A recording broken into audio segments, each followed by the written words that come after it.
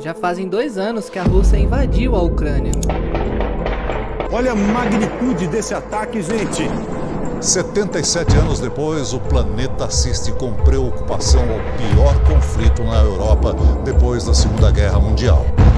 A Rússia usa sua força e invade a Ucrânia por terra, ar e mar. A Ucrânia hoje não tem condição de impedir o avanço russo. Os Estados Unidos anunciaram sanções à Rússia pelo que chamaram de início da invasão à Ucrânia. Quando essa guerra começou, muitos economistas do mundo previram que a economia russa entraria em colapso total, porque a Rússia não estava apenas em guerra contra a Ucrânia, mas também lutando contra Estados Unidos e a União Europeia. Por enquanto, as represálias do Ocidente estão sendo feitas por meio de sanções econômicas, como congelamento de bens, restrição de operações bancárias e o cancelamento de negócios. O que fazem as coisas ficarem ainda mais complicadas, já que ela está travando uma guerra econômica com 2 das economias mais poderosas do mundo. Mas apesar das mais de 16.500 sanções, a economia da Rússia não entrou em colapso, mesmo depois de 2 anos. Na verdade, o efeito foi totalmente ao contrário. Bom, e a Rússia conquistou um lugar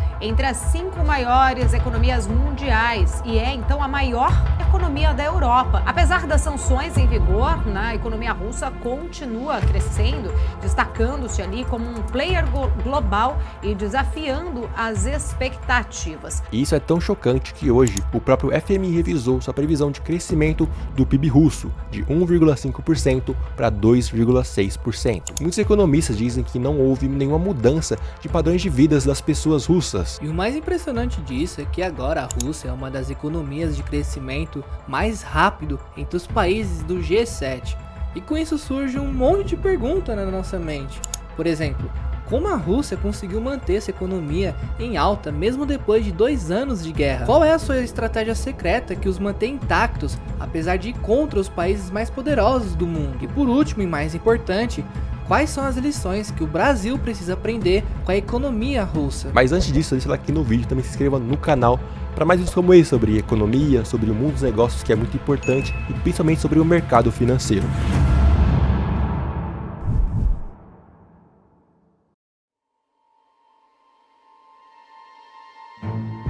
A primeira razão pela qual a Rússia não caiu é porque o mundo errou quando assumiu que a economia russa era uma economia estatal e não uma economia de mercado. Para você que não sabe, existem 2 tipos de economia. Uma economia estatal, como por exemplo a Coreia do Norte, e outra economia de mercado, como por exemplo os Estados Unidos. Uma economia estatal é onde o país tem que tomar decisões centralizadas, o que significa que o Estado controla toda a sua produção, preços e recursos em diferentes setores da economia. Por exemplo, na Coreia do Norte, o próprio governo controla tudo, desde qual safra produzir, até a quantidade de safra produzir, o preço que vai vender e para quem vai vender. Agora, a economia de mercado é totalmente diferente, não é o governo que manda, que vai produzir, o quanto vai vender, etc. Tudo vai depender da lei da oferta e da demanda. Se o povo quer muito tomate, as empresas vão produzir mais tomates, mas ao mesmo tempo, o tomate vai ficar mais caro e assim por diante. Ou seja, economias como as dos Estados Unidos são controladas pelo mercado, o mercado que manda.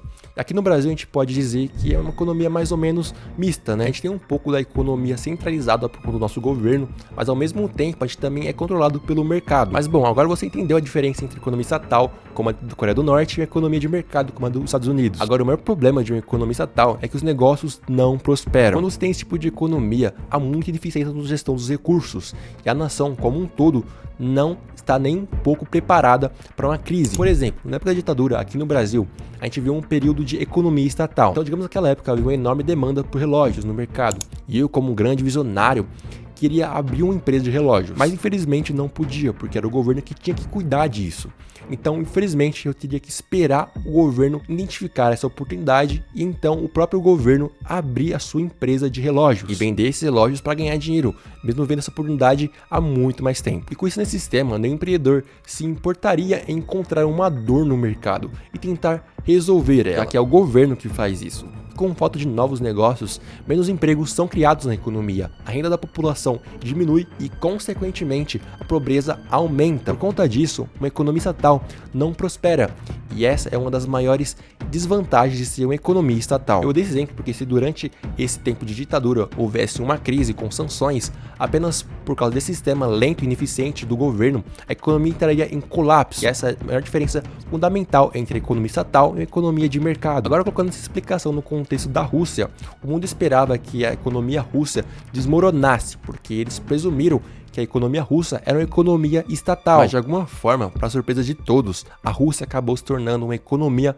movida pelo mercado, onde as forças de mercado da Rússia reagiram rapidamente às sanções. Então a questão é, como essa reação aconteceu tão rápido? E o mais importante, como a Rússia se recuperou por causa dessas empresas? Bem, se você olhar para os mercados russos, antes da guerra, a Rússia dependia do G7 de outros países europeus para importar commodities. A Rússia importava quase tudo, desde produtos farmacêuticos, roupas, produtos químicos, plásticos e outros materiais para atender a demanda da sua população. Mas depois da guerra, 50% das suas importações da União Europeia e da G7 entraram em colapso completamente. Mas com as forças do mercado estavam em ação, as indústrias rapidamente encontraram um novo fornecedor. Você provavelmente sabe que é o novo salvador da Rússia, né? Não é outro senão a China. Se você olhar para esse gráfico, a Rússia substituiu suas importações do G7 e da União Europeia pelas importações chinesas, a tal ponto que em 2019, enquanto as importações ficaram entre 12 e 15 bilhões de dólares, desse valor menos de 3 bilhões de dólares de importação vieram da China. Mas hoje, se você olhar para os mesmos gráficos, as importações russas são as mesmas de 2019,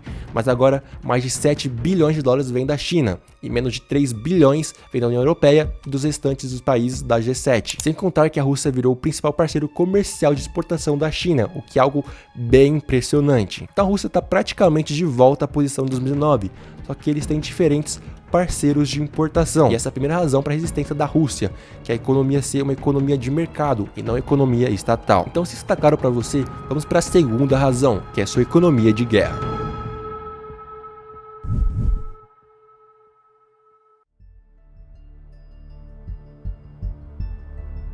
Uma coisa que vocês precisam saber é que o crescimento do PIB nada mais é do que um aumento na atividade econômica em um país específico. Ou seja, o PIB cresce quando há um aumento na produção e consumo de bens e serviços de um determinado país. Mas o mais interessante nisso é que essa produção e consumo podem ser tanto de bens civis quanto militares. No caso da Rússia, obviamente, são os bens militares que estão impulsionando a economia. No ano fiscal de 2023, quase 10% do PIB foi gasto em produção industrial relacionada à guerra. E agora, de acordo com o Banco da Finlândia, a produção industrial relacionada à guerra na Rússia aumentou 35% em 2023, enquanto a produção civil permaneceu estável. Em 2024, a produção também relacionada à guerra deve ser de 6% de todo o PIB, o que é muita coisa. E esses números dizem duas coisas muito importantes pra gente. Primeiro, a economia da Rússia não está prosperando normalmente, ela está prosperando anormalmente, devido a uma única situação: a guerra. E segundo,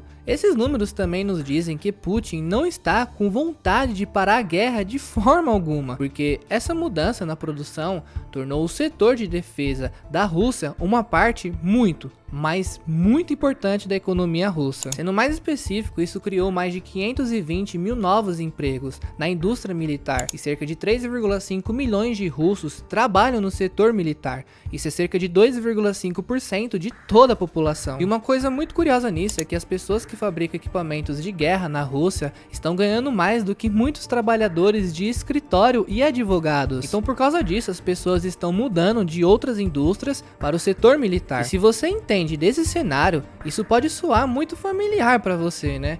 E é aqui que a Rússia pode entrar em colapso, em algo chamado doença holandesa.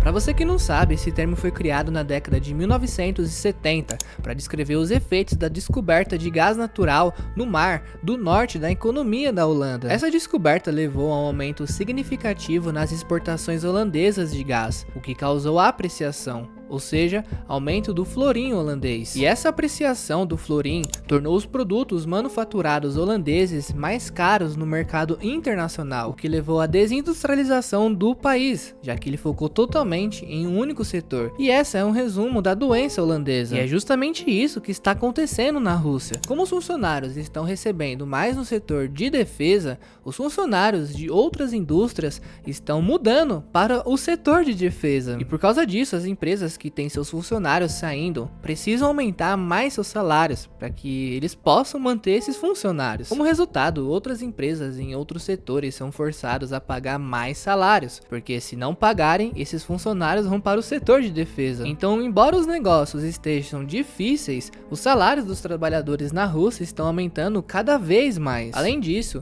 a Rússia também está enfrentando outro problema por causa da mobilização da população para a guerra, que no caso é que não tem mão de obra suficiente para trabalhar em outros empregos. Além disso, 4 milhões de russos decidiram deixar a Rússia por causa da guerra. Então isso causou novamente escassez de mão de obra na Rússia, o que novamente forçou as empresas a oferecer salários mais altos para seus trabalhadores. E essa é a razão pela qual os salários no país estão aumentando. Na Rússia, a renda disponível das pessoas está aumentando, e isso está levando a mais demanda e consumo de bens e serviços, e eventualmente está levando a um crescimento econômico no país. Mas vocês não perceberam nada de estranho nessa história? A gente falou aqui de trabalhadores exigindo maiores salários, setor em crescimento, e até aí tudo bem, né? Mas a questão é: como o governo está conseguindo todo esse dinheiro para gastar com o exército, apesar das sanções? Bom, isso é o que leva a gente para a terceira razão pela qual a economia da Rússia não está entrando em colapso, que é o petróleo. Quando os Estados Unidos e a Europa colocaram um monte de sanções à Rússia, o petróleo e o gás foram as principais commodities que foram afetadas. Porque se você olhar para esse gráfico antes da guerra, a Rússia estava ganhando 211 bilhões de dólares apenas com petróleo e gás. Então os Estados Unidos e a União Europeia pensou que se eles cortassem seu comércio de petróleo com as sanções e pedissem outros países de comprar petróleo da Rússia, automaticamente a economia russa entraria em colapso. Mas aí que tá o grande problema. O petróleo não é o único grande contribuinte para a economia russa. Acontece que em 2021, a Rússia não forneceu apenas 17,5% de todo o petróleo do mundo. Ela também vendeu 47% do paládio vendido no mundo, 16,7% do níquel, 13% do alumínio e quase um quarto dos fertilizantes de potássios vendidos em todo o mundo. Então, quando os Estados Unidos sancionaram a Rússia, eles apenas aumentaram a margem de lucro do petróleo russo e outras commodities. Agora, alguns de vocês podem achar essa frase que eu falei meio confusa, né? E vocês podem perguntar: qual sentido as margens de lucro russa está aumentando por causa das sanções? Bom, eu vou te explicar. Quando o fornecimento de petróleo foi cortado no mundo, os preços do petróleo dispararam. E se você olhar para esse gráfico, os preços do petróleo foram de 70 a 80 dólares o barril, para mais de 110 dólares o barril, logo após a guerra. Isso porque de repente, quando o petróleo e o gás russos foram sancionados no mercado, outros países produtores de petróleo, como a Arábia Saudita e o Catar, aumentaram seus preços para alavancar o excesso de demanda de petróleo no mercado. Então, se os russos estivessem vendendo 1 milhão de barris de petróleo por dia a 80 dólares o barril em janeiro de 2022, eles ganharam 80 milhões de dólares, certo? Mas depois da guerra, quando os preços do petróleo aumentaram para 110 dólares o barril, mesmo que a Rússia vendesse 800 mil barris, eles ainda ganhariam 88 milhões de dólares. Então isso é um aumento de 10% na receita, mesmo que eles vendessem 20% menos petróleo. Na verdade, mesmo que a Rússia desse um desconto de 10%, eles ainda teriam ganho 79,2 milhões de dólares com as mesmas vendas de 80%. Então você vê que mesmo que o petróleo russo seja vendido em menor quantidade, a receita que a Rússia fez com o petróleo permaneceu a mesma, ou melhor ainda, aumentou. Então basicamente as margens de lucro aumentaram por causa das sanções. Isso não é aplicável apenas ao petróleo, mas todas as outras commodities que a Rússia exportou, seja de paládio a alumínio e até mesmo o trigo. Então, se você olhar para o cenário quando as exportações da Rússia para a União Europeia reduzirem 68% e os preços do petróleo aumentarem 30%, a receita da Rússia não reduziu em nada. Isso porque outros países estavam comprando petróleo da Rússia. E isso também a taxas mais altas do que em janeiro de 2022. Por exemplo, a Rússia substituiu a maior parte de seu comércio perdido com a Europa pelo aumento do comércio com a Índia e a China. Na verdade, em 2019, a União Europeia gastou 112 bilhões de euros na compra de combustíveis fósseis da Rússia. E em 2023, os países da União Europeia gastaram 83,3 bilhões de euros para comprar petróleo russo. Então aqui a gente tem um buraco de quase 30 bilhões, certo? Bom, adivinha? É aqui onde a salvadora China entra e compensa essa perda de 30 bilhões de dólares. Isso porque em 2022 a China aumentou sua compra de petróleo da Rússia em 45%. Ainda está comprando petróleo deles. Mas não é só a China que está comprando petróleo da Rússia, já que o petróleo estava e ainda está indo para os países europeus com algo chamado frota sombra.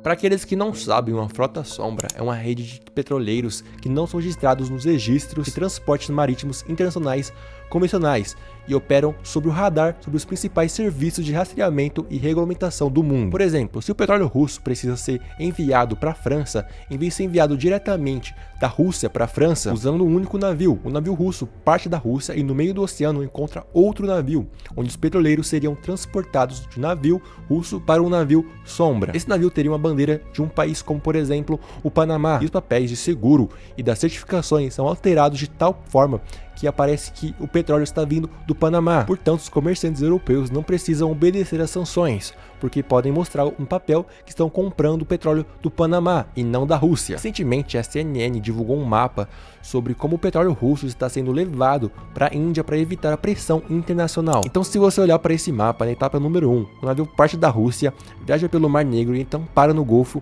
Lacuniano, na Grécia. E aqui é onde acontece uma transferência de petróleo de navio para navio. E, eventualmente, esse navio viaja para a Índia, então entrega o petróleo para o comerciante indiano. Então, dessa forma, com diversos países, a Rússia obteve uma receita de petróleo.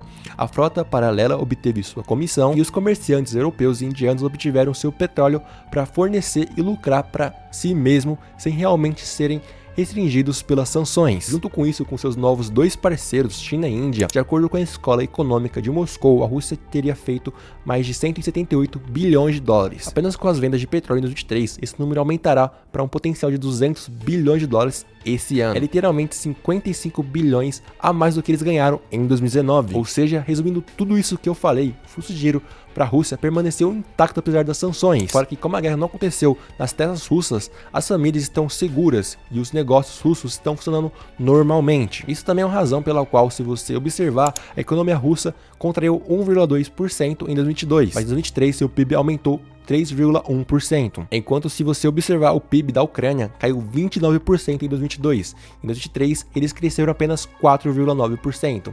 E é aqui que chegamos na questão final. Isso significa que a economia russa está crescendo e a Rússia não tem nada que se preocupar, né? Bom, na verdade, não.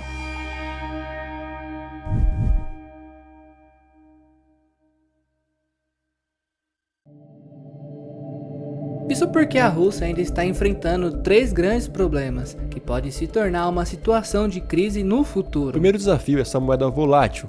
Durante esses 2 anos, o rublo russo passou por flutuações significativas. Se você observar esse gráfico, a relação dólar-rublo era de mais ou menos 70 rublos por dólar. Mas conforme as tensões aumentaram em fevereiro de 2022, atingiu uma baixa recorde de 133 rublos por dólar, mas conforme as suas negociações, o valor do rublo começou a cair para 102 rublos por dólar. Ou seja, isso ainda é uma queda significativa, e a razão pela qual isso ainda é preocupante é porque tudo isso está acontecendo apesar de Putin pedir aos comerciantes que paguem em rublo. Então isso não é nada bom, porque de certa forma a Rússia agora está agindo como uma economia estatal. O segundo problema que a Rússia está enfrentando é a transferência de dinheiro da Rússia para outros países.